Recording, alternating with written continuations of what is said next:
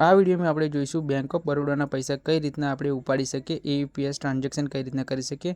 તો ચાલો શરૂ કરીએ। સૌપ્રથમ તમારે પ્લે સ્ટોરથી IAM વોલેટ એપ્લિકેશન ડાઉનલોડ કરી લેવાની છે। એપ્લિકેશન ઓપન કરશો તો તમને આવું પેજ જોવા મળશે।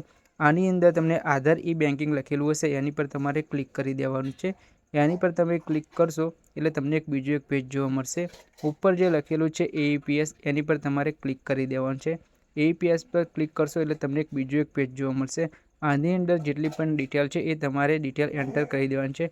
પહેલું તો સિલેક્ટ ડિવાઇસ છે, એની ઉપર તમારું L1 ડિવાઇસ રાખવાનું છે મંત્રાનું।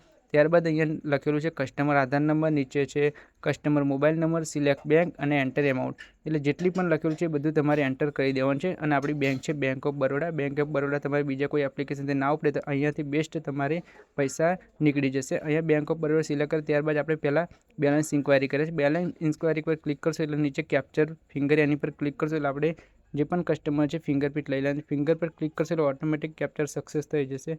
અને ત્યારબાદ એની અંદર જેટલું પણ બેલેન્સ છે એ તમને અહીંયા બતાવશે।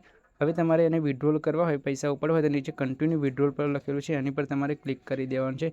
એની પર તમારે ક્લિક કરશો એટલે તમને એમાઉન્ટ એન્ટર કરવાની રહેશે। તો આપણે એની પર ક્લિક કરી લીધું। હવે જે પણ એમાઉન્ટ તમારે ઉપાડવાની છે તો આપણે 1000 રૂપિયા ઉપાડીએ, એની પર તમારે ક્લિક કરી દેવાનું છે, 1000 રૂપિયા એન્ટર કરવાના। ત્યારબાદ કન્ટિન્યુ પર ક્લિક કરશો અને તમારે ફિંગરપ્રિન્ટ કેપ્ચર થઈ જશે એટલે ઓટોમેટિક તમારા ખાતામાં પૈસા આવી જશે। મિત્રો, વિડીયોને ગમ્યો હોય તો લાઇક શેર કરજો અને ચેનલને સબસ્ક્રાઈબ કરવાનું ભૂલતા નહીં, કેમ કે આવી નવી વિડીયો તમારા માટે આવતી રહે।